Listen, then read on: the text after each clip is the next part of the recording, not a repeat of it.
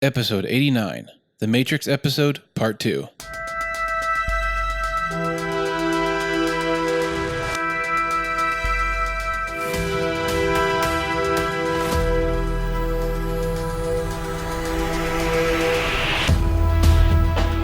Welcome to the Visionary Variety Podcast, where we cover cool stuff like photo, video, film, books, and technology. So switch on your brain and enjoy the show.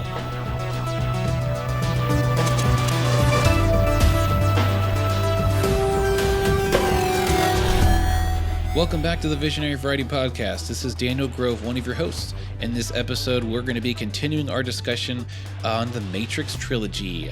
Very deep, very extensive. We had so much fun recording this long episode. I had to split it into 2 episodes. So here we are with part 2. I hope you enjoyed part 1. We talked about the story, the world, the universe, some of the characters and the dynamics between them. And in this part 2, we're going to get a little bit deeper. We're continuing the discussion just where we left off last time.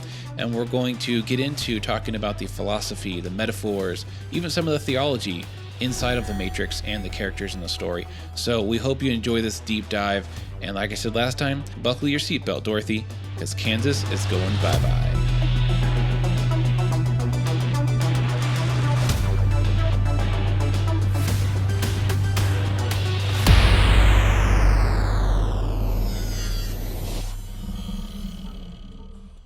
So like I said earlier, the second and third movie have gotten a lot of hate, a lot of criticism over the years. I feel like earlier on, it got a lot of hate and criticism. Maybe because people just didn't understand it, didn't appreciate, the deepness and the value of it. But I feel like as the years have rolled on, decades rather, that the hate is kind of lessened, and now people are kind of coming around to say, you know what, it actually wasn't that bad. Sure, there's some low points with some graphics here in the second one, and it got a little convoluted, maybe. Again, that's kind of comes to your relative understanding of it. But overall, I feel like a lot of YouTubers that do movie reviews and things like that are sort of coming around and saying, all right, they're actually not that bad. They're pretty cool. And that's how I feel. I like them. Yeah. I like 2 and 3. Just like those Star Wars prequels, I can see the Jar Jar and the some of the low points. But overall, I think they really complete the story, and they really take it to like deeper and deeper levels. What do you guys think? Well, I think the introduction of those 2 twin ghosts that threw me off in the beginning. Yeah. With the second one, or was it the third one? Second one. That was the second one. Mm-hmm. Yeah, I feel like they tried to stretch the bounds of this computer realm too far, and the graphics was terrible when they were ghost form, and then went back to normal, and then it was terrible, and went back to normal. I mean, the 2 actors, stuntmen, are amazing, and they've been in a few Jackie Chan movies, and I've seen them elsewhere. Oh, really? Cool. Cradle of the Grave with Jet Li. That was cool to see them in there, but it was just terrible. I don't know. But yeah, and I think years later, as we were able to see the trilogy from a distance, like all 3 as in one big story, then we can appreciate the transition and the theme behind each one. But I think, as it came out, they're like, oh, come on, they're going too far. And then the third, oh, man, come on, they're going way too far. But now we like it. I think it's okay. Yeah, to me, it's a classic example of history judging the art. Because we're judging it now 20 years later, and it holds up. But back then, I didn't mind them back then. I remember being super excited. I remember downloading the 1080p trailer and playing it on my computer, really slow. It was probably Kazaa or it was a chat relay. It was one of those, what is it? IRCs, yeah. At the time, I think that the disdain for the sequels was the fact that they didn't have that same impact that the first one did. No, totally. But now when you look back at them 15 years later, 20 years later, you see the whole story, and it's like, it makes complete sense. Whereas, people are always going to be cynical, but everybody looked at it more like as a cash grab. But, history is 2020 hindsight. You're looking back, and they had always written them. The Wachowski said that was always the intention, and they wanted to cash out as much as they could on the first one in case it bombed, all that stuff that I said earlier. And so I always liked them. I never understood the criticism for it. Now the VFX, I could see where they tried to push it further and A little too far. Yeah. the sequence was it in part 3 where the highway sequence where the semis crashed into each other, and No. it was kind of like what you Definitely. mentioned, Gabe, about the waving wall of glass. Yeah. You know, kind of the same thing with Then he flies off with a keymaker and Morpheus, and you're like, Yeah. a little soft, a little PlayStation 2-y. Yeah. A little PS2-y. I always compare it to like the first Spider-Man, the Raimi Spider-Man, or the original Harry Potter, which those graphics all seem to come from the same media house. I think they were all like floppy, PlayStation graphics. Or the multiple Agent Smiths coming in, and then suddenly went CGI. That I had to look away. I have to praise the face swapping they did. The face swapping was perfect. That was really good. Really, really good. They digitized, his face. They kind of 3D. I think they probably videoed his face from multiple viewpoints, so that when they applied it onto mapped it onto the 3D, or actually onto the actors that were doing the real extras, not the big CGI groups. Which but when they did actually have extras playing all the agents, they put Agent Smith's face on all of them, and that was really well done. A lot of them, half of them were masks. Yeah. Oh, that's true. They had half of them were masks. Yeah, that molded were masks. Yeah, okay. 3D molded masks. Yeah, so interesting. Kind of Mission Impossible style. Yeah, there's a breakdown on Corridor Digital, that does, or Corridor Crew, where they break down those specific scenes. The one at the end where all the Smiths are lined up on the side of the street, and the one where he fights them all. There's several digital in there, but I think they said half of them are actual people with masks. Now, rewatching, before we get to the religion and the spirituality aspect of it, I just want to kind of close out the story discussion of the trilogy. Now, rewatching the movies last week, I really liked finally grasping Agent Smith. That was, of course, he's the villain, but a lot of people don't quite understand what he is and really what he becomes, because he changes. In the first movie, he's just one of the agents. All the agents are on the same level plane of what they are. They are basically an antivirus, or rather a security protocol to take care of those people inside the Matrix that are waking up and causing trouble, that are really not waking up, but realizing that they're in a simulation and thus causing trouble. So the agents go and I guess kill them, take them out. I don't know what they're doing. But the agents are that internal program that takes care of the people who are individual anomalies, right?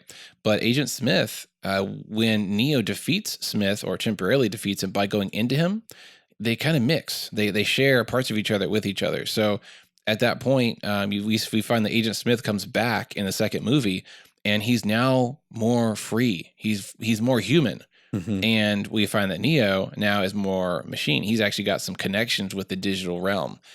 So they kind of share with each other some of their natures. And I never quite got that the first time around.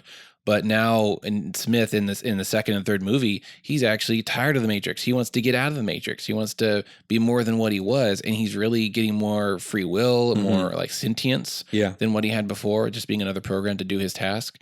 And I just thought that was so deep, and I finally got it.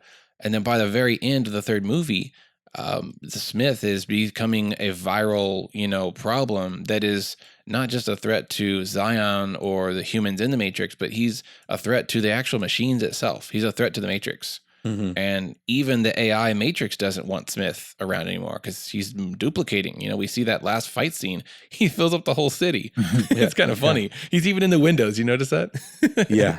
When they're going up the you can see them in the on the different levels of the floors. All through the skyscrapers, they're just watching, and then I wonder if he's replaced the whole population of the entire Earth with himself. I think that was I think he has. Because he can warp into their the people's body, and he is a virus. He's spreading, and he wants more and more power just for the sake of having power. And of course, that also threatens the AI, the machine, or machine city. I think also there's a curiosity of humanity. A little bit, and I really like on the growth of the character of Agent Smith. I really like how in number 1, Neo jumped into Agent Smith, and then was it in 2, Agent Smith answered the phone when a human should have, and he got uploaded into a human body in the real world, and he was experiencing. That was Cypher, right? No, it was what's his name? That other guy from the Osiris ship. Yeah, Cypher was dead by that time.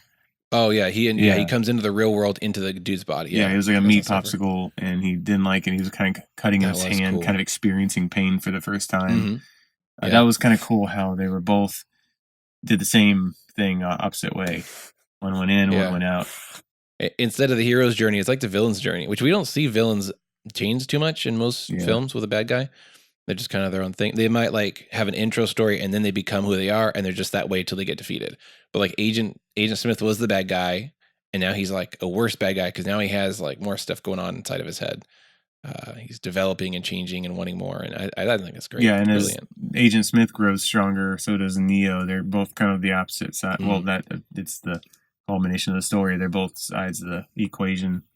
Yeah, they can't both they exist are. at the same time. So one has to win or lose. Yeah, and then they cancel each other out, and that's how he defeats him. And it's very Jesus-like, he sacrifices himself and he dies. Yeah. We'll get to that more later. Maybe it's more yin-yang than Jesus, because Jesus wasn't gone when he died on the cross. Yeah. But a little more Eastern idea of balancing and Oh, with this number 4, like we don't know now. Neo might come back. Oh, well, he obviously does somehow, or I don't know the timeline, but yeah, I mean, they could put in that he Jesus got backed up in the resurrecting storyline. Yeah, backed up his got the return. Yeah, in Machine City, their cloud service just backed him up. Well, you didn't see the fine print. You agreed to backing up your soul. So yeah, at the very end, he defeats Agent Smith by canceling him out, and he cuts the deal with the AI, which Machine City, the big baby hologram face made of squid drones, which is pretty cool. They actually took footage of someone on staff or on the team, their infant. It was their baby, 2 or 3 year old. Yeah, you read about that? I think they took video of the baby just talking and doing different expressions, and they kind of use that somehow as the base model. Then they, of course, they animated the mouth and stuff. One mean looking baby. Yeah, it's scary. Well, if you look at the shape too, it was like the symbolism was the sacred baby, because if you look at the drones and all that stuff surrounding the baby face, you see all the the auras and the stars, that you see in classical representations. It's very pretty sacred. Yeah. When he was seeing the gold code, it was all kind of fractal. It was totally different than the Matrix code in the Matrix. It was just like real life energy. I don't know what it was. It's like the spirit of the machine. Pretty trippy. Yeah, very fractally and organic. So he defeats Agent Smith by canceling him out, and he's dead, ? Carries off into the glorious light of the machine, into Machine City to do who knows what. There was a line, I think before Neo fought Agent Smith at the final battle in movie 3, he's talking with the new Oracle, which, by the way, the actress who played the Oracle died during filming of the second or after the second movie. So they had to get a new actress. It's very sad, but they wrote it into the story pretty interestingly because the Oracle actually deviates. She's now basically against the architect at that point. And she does things to benefit Neo and to benefit humankind, which is really cool. All that to say, new actress. That's why that happened. Yeah. But so what I was getting at was Neo has this little discussion with the Oracle, and she says, I have a feeling I'll see you someday in the future. And I don't know, I thought that was kind of a little breadcrumb for maybe Matrix 4. We'll see. So that's it for the story portion of most of our discussion here. So let's move on to talking about some of the religion, the spirituality, the universalism, and just mishmash melting pot of religious ideas in this movie. Yeah, because there's so much of it. And I think that makes this sci-fi really unique because most sci-fis run away with great speed at anything religious and anything spiritual.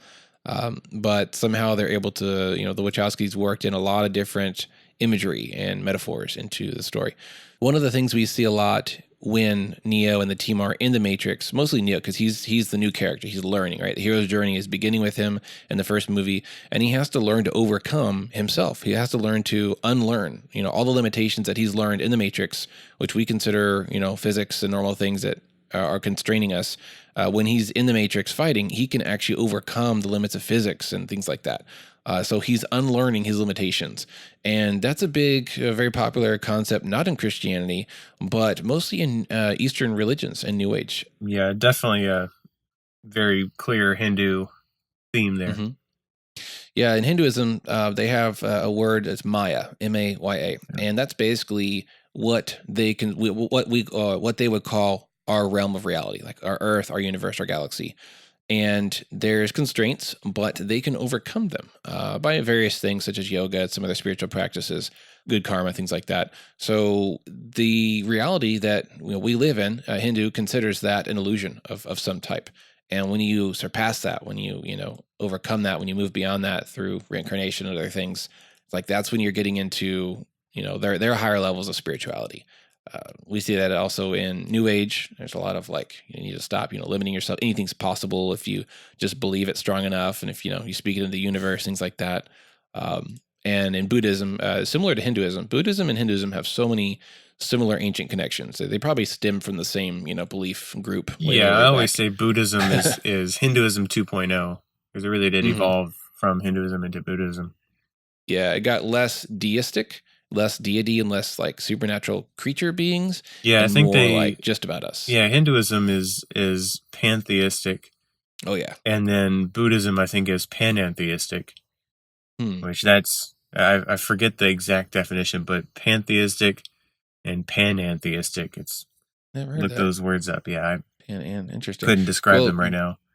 I mean, if you want to get like technical into semantics, you might even not call Buddhism a religion. It's more a philosophy of life. Yeah. And I've even heard some people say Buddhism does not contradict any Christianity. Like you can be a Christian Buddhist. And I don't know about that. It's the philosophy of self. Yeah. It's the philosophy of knowing yourself and conquering yourself.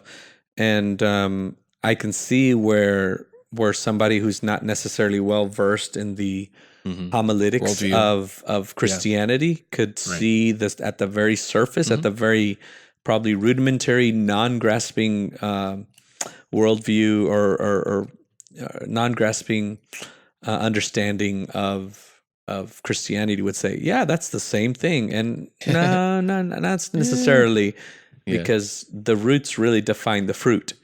And I think that's the biggest difference is the roots of self versus the roots of righteousness, righteousness outside of ourselves. It is very self-centered in a different kind of way. It centers around the self. It's all about what can you do to better yourself, to take yourself to a new place. Whereas Christianity is like, how can we let God do that? Because he already did a lot of stuff for us to get us to a new place, aka salvation and other things. Yeah, I think the differences of, and this might be for another podcast, but I think it's interesting to understand that from the themes that are presented in the Matrix show their misunderstanding or misrepresentation of Christianity from the Christian themes, but also a few discrepancies within the Hinduism.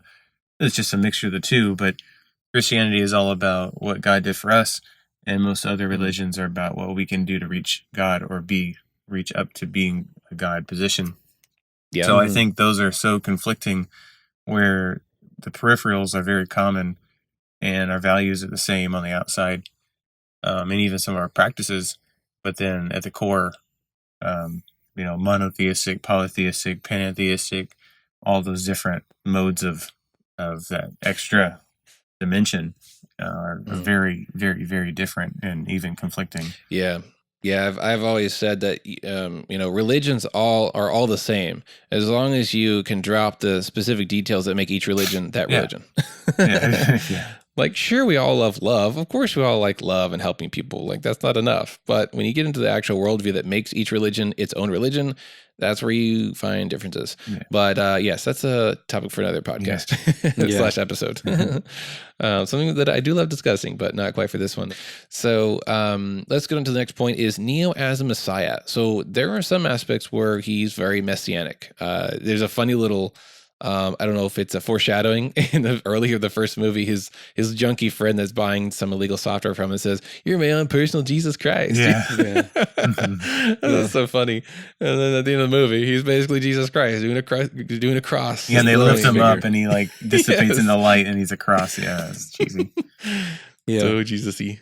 I think it just points to, actually it was even a theme in the time of Jesus, where he said that many will come in my name, and he wasn't necessarily saying that many will say that I am Jesus, but many at that time would try to say that they are the salvation of the earth, that they are the savior of the earth. And so in that rudimentary sense, Neo is a Messiah because he's the salvation of Zion. So, in the most rudimentary definition of the word, he is the Messiah. He is. I mean, obviously, there's a lot of symbolism towards the Christ, but like I said, in the most basic sense, he is the Messiah of Zion, of humanity. I like that scene in Zion when in number 2, when they're I think when they just arrived and they're getting to their apartment area, and the whole hallway walkway in the front is like filled with gifts and stuff. I think that was kind of neat. Yeah. Everybody's following him like he's the Messiah, he's the Savior. It's like, just don't drink the Kool-Aid, man. That points also to, what a lot of people say nowadays, that religion is the opiate of the masses. Karl Marx. Feeble-minded people are the ones that flock to religion and stuff like that. So I think it just points to feebleness of mind that people are often portrayed as. Like, oh, he's just another person that came out of the Matrix. But you had this sect of people, or this silly humans worshiping people. Exactly. Yeah. And so look at these people. They don't even get it, They want to find meaning in anything. Yeah. Just like those Christians. Exactly. Maybe I'm reading into it too much. So we've got Neo as a Messiah character. Morpheus, it kind of takes on a father role. Like he's training, he's helping Neo. And in that situation, Neo's not so much the Messiah, but he's more like the everyman. Like he's the us. And he's being taught and raised and informed and, led to freedom by his father figure, which in some cases is Morpheus, but also Morpheus is sort of a precursor. He's sort of like John the Baptist, announcing the way. Like there is, because he is, you see him standing in front of the rave crowd, pre-rave crowd, before they got all nasty and sweaty. And he's like giving this almost a sermon, this hope-filled message. And everyone knows that he's the prophecy guy. Like the leaders are like, oh, that prophecy junk, Morpheus, you need to calm down and we need to, we need to get to business here in the real world. But he's all about this prophecy stuff. And he's sort of like John the Baptist. John the Baptist, prophesied and announced and prepared the way for Jesus to come. What do you think about Trinity? Is he a metaphor for someone or something?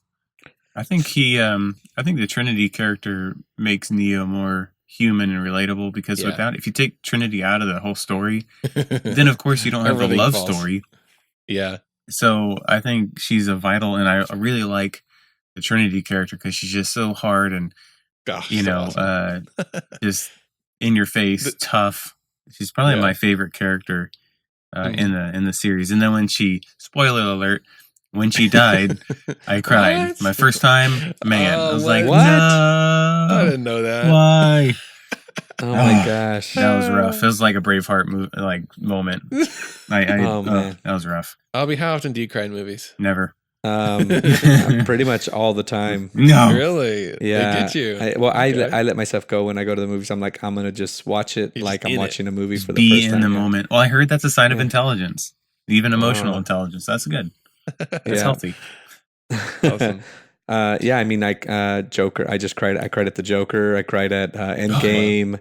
I cried at This lady was ugly crying next to me at Endgame. It was almost distracting. Yeah. Oh man, poor lady. She was a mess. Yeah, I was hurting. I had a big old knot in my chest all 5 times that I watched it. I got choked up in the very beginning scene when the kids disappear. I was like, it's too much for me. Yeah. Oh man. But so Trinity, I don't think that. Yeah, I agree with you, Gabe. I think that she's just a vital part of the story to bring humanity and ground the character of Neo totally into something that makes him relatable to the audience. Well, and creates some good conflict too. Yeah. Because if you think about Jesus, that's the one thing that we sometimes, as a matter of fact, there's some religions that believe that he was married. I think that's what actually the movie Da Vinci Code was all about. He had babies. Yeah, and actually, there's nothing in the Bible that precludes him from having been married. But that's, I think Trinity grounds him. And I agree with that. I agree with that assessment. So another big theme we see is death and rebirth. So when Neo wakes up in his pod in the real world, he's kind of like being born again. He's in amniotic fluid almost. Literally, I think that's what. Yeah, some kind of. No, Yeah, it might be synthetic, but it's No. amniotic fluid. It's not amniotic fluid. Remember what Morpheus says? He says they liquefy the dead to feed the living. Oh yeah. He says that. Yeah. So all that fluid is people. Soylent Green. People, yeah. Soylent Green. Oh yeah. It's Yum. people. What's that when cells when they fall apart? I can't remember what that's called. When they just like liquefy. Gross. Yeah, it's a term. It's a scientific term. I can't remember what it's called, but when a cell completely loses its bonds, its molecular bonds, it liquefies because it's like 95% water. Cool. Yeah. So liquefaction. Juicy. So humans are liquefied, or they go through liquefaction to feed them. So yeah, that's what he's in. We're in. Gabe, when you mentioned Soylent Green, I thought of this hilarious picture of, I think it was a Whataburger or McDonald's marquee sign outside. And it said, "Our secret ingredient is our employees." Oh my gosh. I'm like, they did not think that through. I see what they're going for. Or It's they cute, did, but- and they're genius marketers. Ooh, they're hiding in plain God. sight. To make us talk about it. That secret sauce at McDonald's, yeah, that's all the fired Secret employees that sauce. disappeared. So yeah, Death and Rebirth. I like the part where Neo is experiencing the real world for the first time, and he's like, "Why is it so bright? Why does my eyes hurt?" Morpheus says, "Because you're using them for the first time," or something like that. Yeah. That was deep. That was Yeah. cool. And he's feeling things. It's like everything he's experienced in the Matrix has been simulated. It's directly jacked into his brain. Residual self-image. What is that? That's what he called it. He's called it the residual self-image. Your brain interpreting your digital self. Yeah. Oh yeah, that's the image that they see of Yeah. himself in the Because Matrix. he has his right? Yeah. hair, he doesn't have the plugs. Yeah. That's right. Yeah. And I like how they were rebuilding, how Tank was helping rebuild, or Dozer was helping rebuild his muscles. I think that was kind of a cool technology that was just washed over. They didn't explain it. But all those needles kind of twitching and his muscles that was were growing. awesome. I think that was Yeah. kind of cool. The LED acupuncture needles. That was Yeah. pretty sweet. Give me some Yeah. of that. Yeah. I think that's an actual therapy. That's an actual therapy. Electrolysis. Yeah, some sort of Electrolysis. like electropuncture where they help people that have been like in bed for a long time. They stick these needles to try to revive the atrophied muscles. Yeah, I've had that done. I was a technician at a physical therapy clinic, and they would practice on us technicians. And and also my acupuncturist, she did the same thing where they put needles on either end, and it really does work, and it's really strange. Remember that ab stimulator thing we had a long time Yeah. ago, Gabe? Oh, yeah, full power and slap it on your face. That was fun. Put it in your Yeah, palm and no. Yeah, I had that done on my knee, the muscles on the side of my knee, and it was in physical therapy they have these like just a wrap, and it feels like I can't even describe it. It's like a bunch of needles just going through your knee, but not painful. Yeah. It's just It's a weird dull stabbing. Yeah. Weird thing. Strange. All right. Another metaphor we see is within the character of Cypher. So he is basically, one of the sub bad guys. He betrays the good guys. He's on the team. He's on the Nebuchadnezzar, and he sells out to the agents. He actually sells them, with the promise of digital material goods, not actual material, because he's in the simulation. He wants to go back to the Matrix and eat steak. He wants steak dinners. He wants to be a rich, important actor, which I think is kind of meta. It's kind of funny. He's like, he wants to be an actor, and this is a movie with an actor saying that. Very Deadpool. Yeah, it is very Deadpool-y. So he sells out to the bad guys, and he basically sells them the information. One of the things he does is he tells them where these ships are going to be that are doing a secret mission, and 5 ships get totally slaughtered, and all the people on those crews die because of what Cypher gave them. Mm-hmm.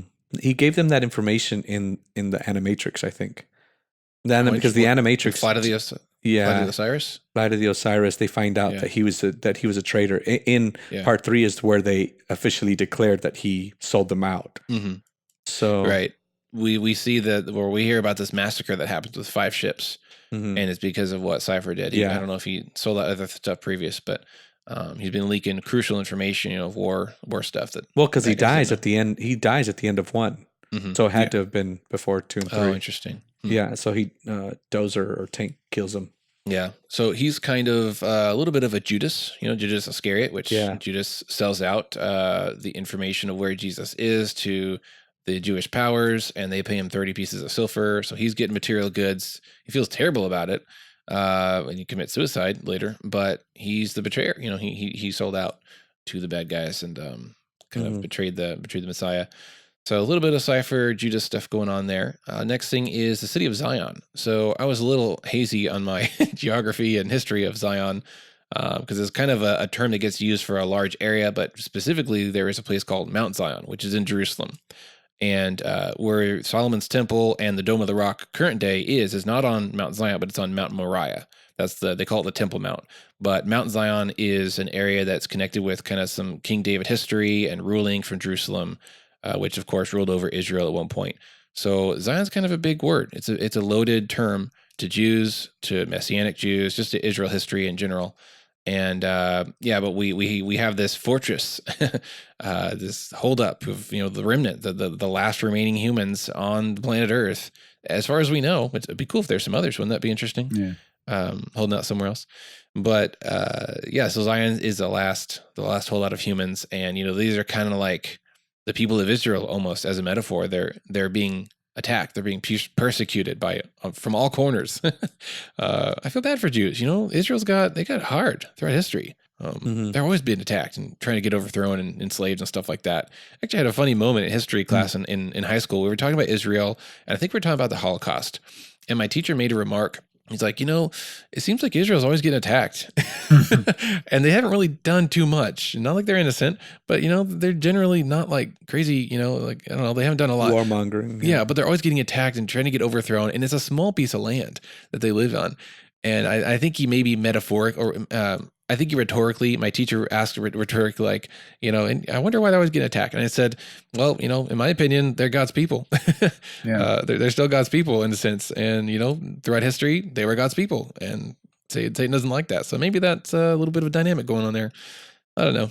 So yeah, we see the city of Zion always being attacked, barely surviving, and just hanging on for dear life and fighting out that last battle, which that was a beautifully made scene in the third movie. Yeah, it was great. When it's getting attacked, those mech suits, I thought they were cool. I thought they were very well done. They were amazing. Like I've heard some people say, "Oh yeah, those robot suits are so bad." I'm like, "What are you talking about? They were great." It kind of reminded me of the 2.0. Reminded me of the power suit in Aliens, where the power loader. Yeah, she jumped into that. It was kind of the same feel. It reminded me of the ones from Avatar. Yeah, I mean, in retrospect, it looked more like militaristic. Yeah, they were well done. There was actually a real full size suit made for those mech suits, and they had to move it on set with a crane. It was like big, and they had to assemble it. So some of the close up scenes where maybe he's loading the ammo into it, I think they probably used the real model for that. But all the rest were beautifully done in CGI, and the way that the actor was moving inside of it, that was so cool. Yeah, it was pretty realistic. I like that. How he was kind of moving around and kind of floating independently in that 5-point harness. I like that. Yeah, the animes like Gundam Wing and things like that have all these ginormous mech suits that are just taking blows, getting thrown across cities, and the cockpit guy just sitting there. There's no momentum that he would be. There's no G-force, nothing. And sometimes you don't barely even see some little flimsy 2-point harness on him, and just like, really, you would be a splattered pancake on the wall. So it's kind of cool to see some actual physics taking its toll on the human pilot. I like the construction and the design, the set design, and I want to go back actually to the concept art. As a digital artist myself, I really love storyboarding, and I like the concept art. And they'll select a handful, quite a bit of concept artists. The director will give them, or somebody will give them orders, make this kind of stuff, this kind of theme, this is what I'm thinking, and all the artists will draw whatever they want. And then they'll go down to maybe one or two of the concept artists, and then they'll give them specific projects. I want to see this ship. It looks just this design. This is what it's going to be doing. This is what it's going to do in the movie. This is what I want it to do. Like, and then they blow up the piece. So really, the concept artist drives or really connects the director to the set designers, the wardrobe, props, everybody, the props and the CGI guys. So me as the artist, I'm a little biased, but I think the artist is really the visual connection between the director and just the rest of the team. But I would Yeah, it's really an be important interested. job. Yeah, it really is, and it's a really cool, high paying job. Oh, I Hard to hope so. get, really competitive. But I really like the Yeah. design, how it's huge pipes and so industrial and rough. Kind of and Geigerish almost. metal, It's like looking. a yeah. future. It's like a future steampunk. It's whereas Yeah. Oh, steampunk totally is steampunk. Yeah. yeah, but it's more future steam. It's like industrial steampunk. Yeah. I don't. Does that even make sense? Yeah. Whereas There's diesel punk, but this Yeah, is like diesel past punk. that.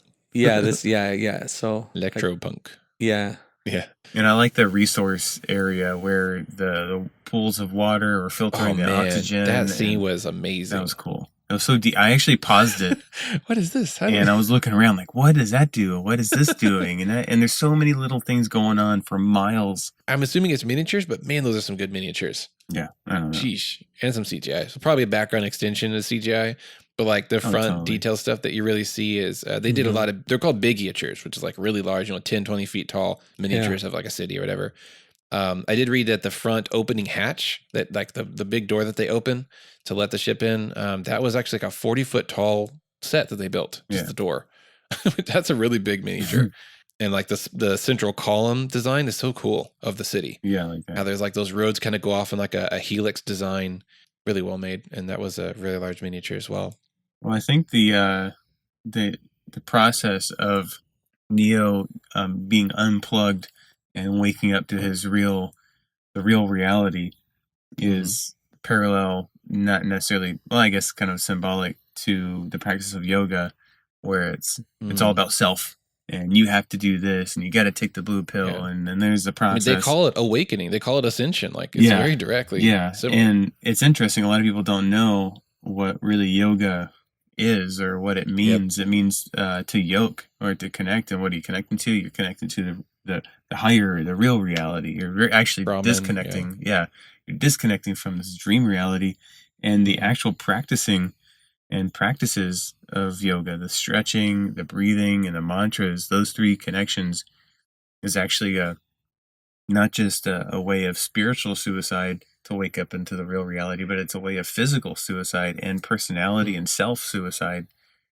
to get unplugged, to wake up in the real world. So, authentic real yoga, a lot of those yogis tell Westerners do not do real yoga because it'll drive you crazy. And you got the Kundalini and blah, blah, blah, and all that stuff, another podcast. But yeah, the whole process of being unplugged, I was just thinking like, wow, this is totally like Hinduism right here. It was really neat. No, but if you want to take it to the Christian, again, because there's so many religions crammed into this thing, you can kind of sway it, in about two or three directions. So if you want to bend it towards a Christian viewpoint, say, what does this mean for Christian, perspective? Yeah. It's like that's salvation. You're awakening to the truth of the fact that we live in a physical world, but there's also a spiritual dimension behind and inside of it. And there's an end game, there's an eternal age coming, and we only have so much time in this, in this world. So you're kind of waking up to the bigger truth, the bigger picture, which of course is, the truth of God and all that stuff. What do you think about that? No, yeah, I totally see that. At least we don't wake up in a pod of liquefied. Human heaven, liquefied. Yeah. There's one character that I think is very significant that a lot of people sometimes overlook, and we haven't really mentioned him. It's the kid. Do you remember the kid? Spoon? Oh, yeah. He's the guy. No, not that kid. No, not Spoon Boy. His name is the kid. His name is the kid. The kid who worships Neo. He just loves him. Yeah. Oh, that annoying. Yeah. Yeah. Well, I always equate him to John. John who ran naked away after Jesus was betrayed, because John just loved Jesus. He was always by his side, probably similar to this, but he was supposedly in one of the Animatrix episodes. He's the kid that jumps off of the ceiling because he so badly believes that Neo will save him in the Matrix. And he falls into a spiky fence. Yeah, but he wakes up in that. So that's who that is. But not well, yeah, that's a little bit, that's super graphic. That's kind of gross and whatnot. But, ultimately we know through the story that that's that kid and Neo saved him. But you mentioned earlier about all those people that are there to, to pay homage and duty and relics to Neo and Trinity. One of the ladies says something like, I can't remember what part of the movie, but she says, "Hey, my son is still in there. Please be on the lookout for him." So I think it was when they were leaving to the elevator and all these people were giving them gifts. Yes. Yeah. And they start to ask him and they start to plead to him, which is kind of like the whole relics. It's the whole relics thing. Like if you pay enough relics to Mary or to the priest, they'll do stuff for you. Yeah.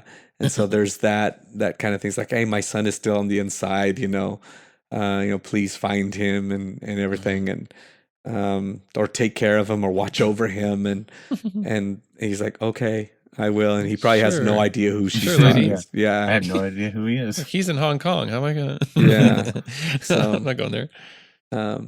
Yeah, that's interesting cool. how they deified the real person now, whereas it maybe in the Matrix he has powers. But in the real world, he doesn't, Well, at least not until the very end. Does he? Yeah.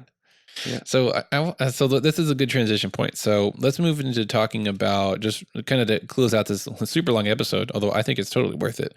Let's close out by talking about a little bit of the fan theory stuff, but also what we are personally looking forward to in Matrix 4 and the Matrix prequel, which has been announced.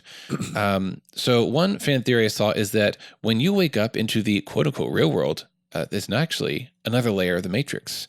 And that when Neo stops that squid robot in the real world, and other times when he controls the robots, he's actually controlling that layer of the Matrix.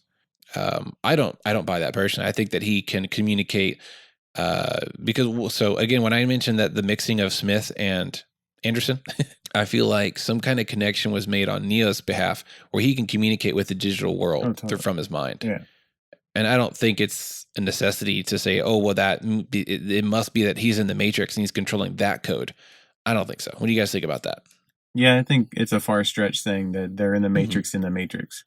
That's kind of too Inception feel to me. And I think to showing him when he stopped the squids in the sewer line in the real world kind of reinforces the idea that Neo the real world and Agents, Smith actually kind of mixed some of their abilities. I think to say there he's in the first level of the Matrix, whereas he was first in the second level.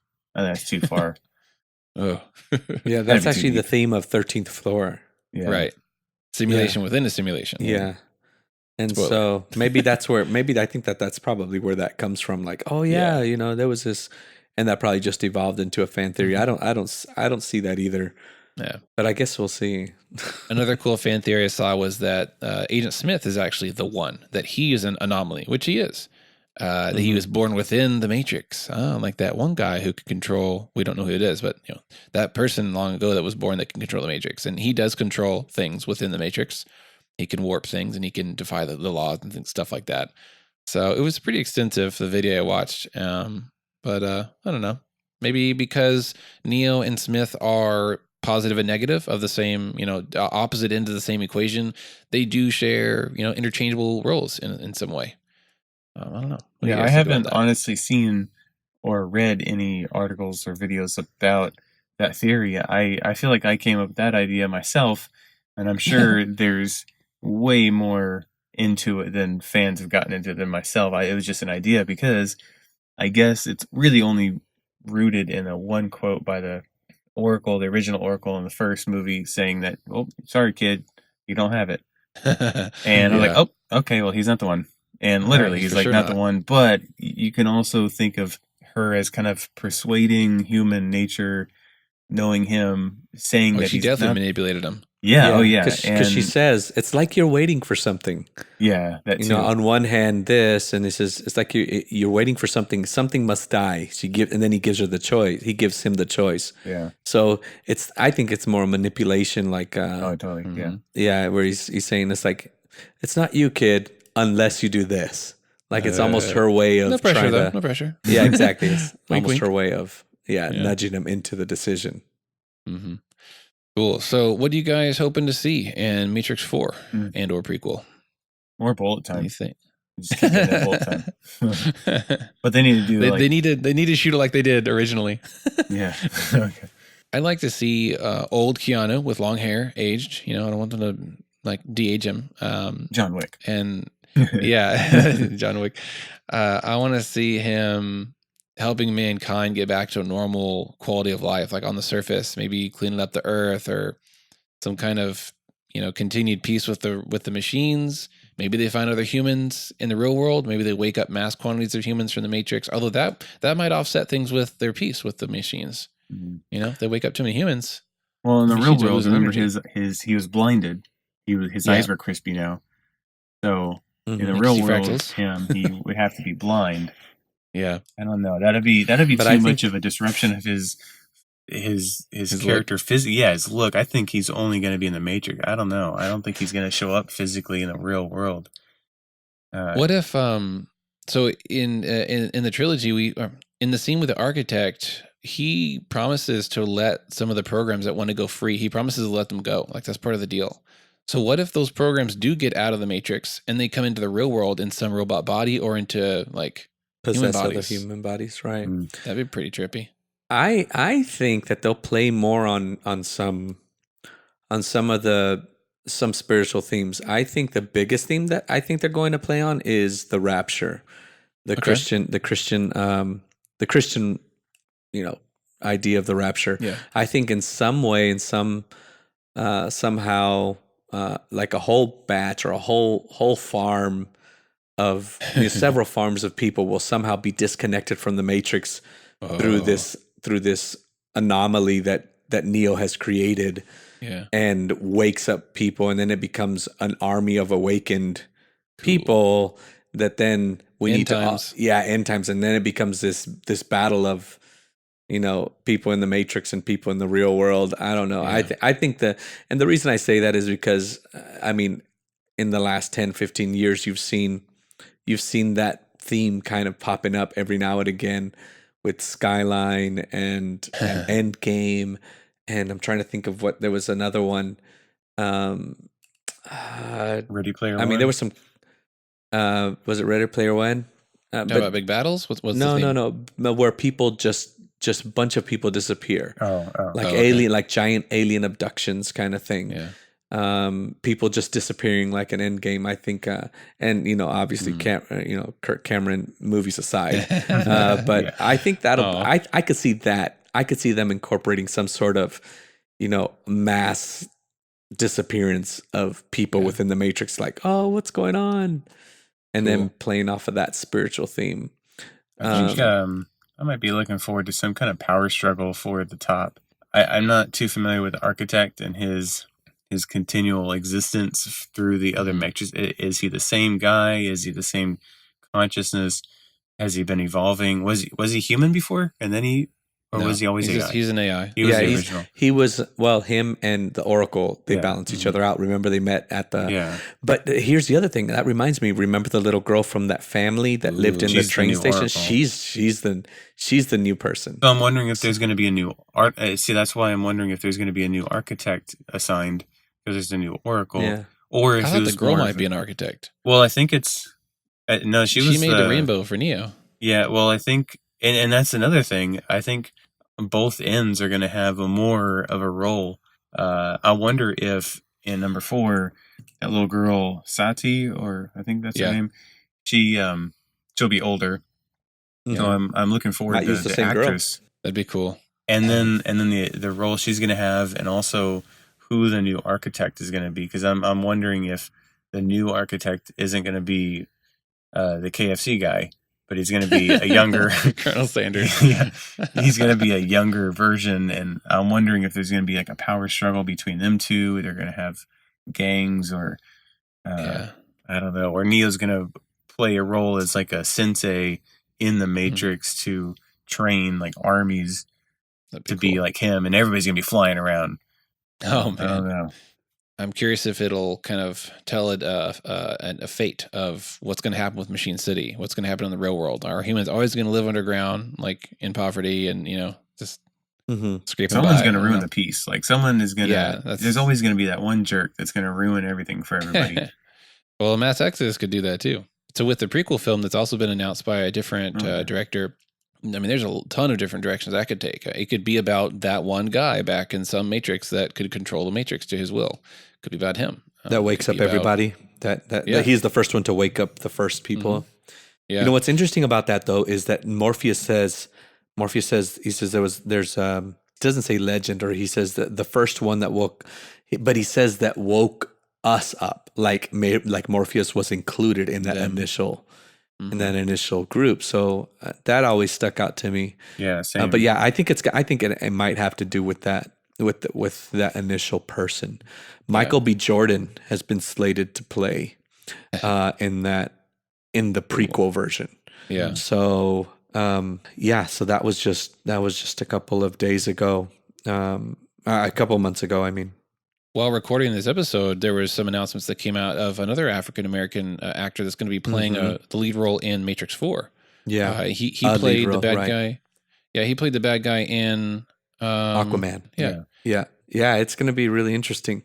I'm really excited. I mean, I've never been, with exception of maybe being let down a little bit by Speed Racer.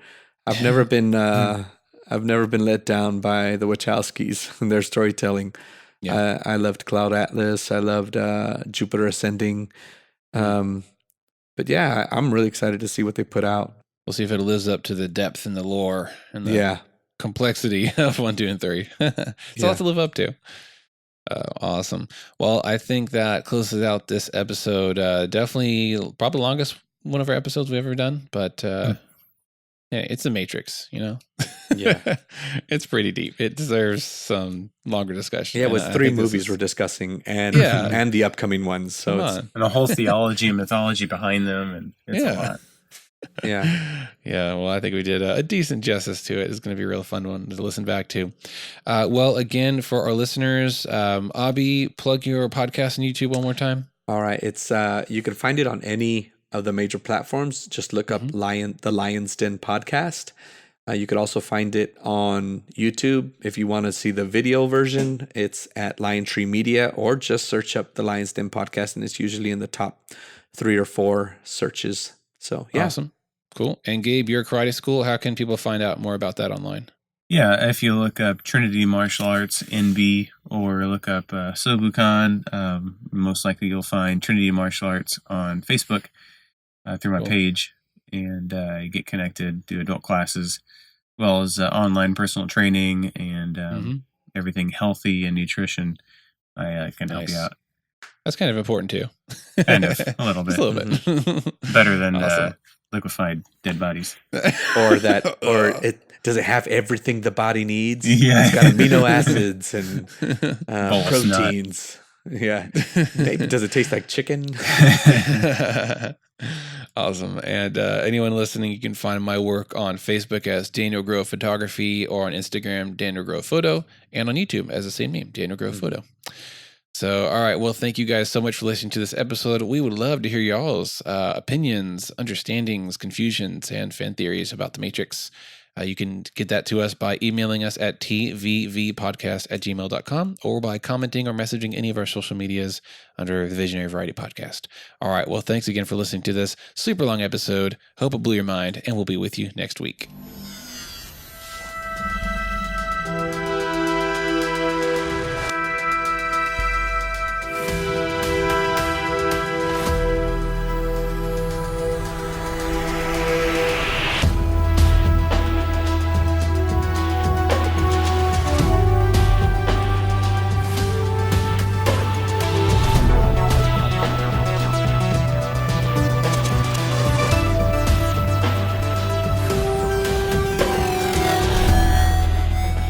If you like this show, be sure to subscribe on your favorite podcast app. You can also find our previous episodes there and listen whenever you want. We love to hear from our listeners, so if you have any comments or suggestions for future episodes, you can reach us at tvvpodcast@gmail.com. Thanks for listening and have a great week.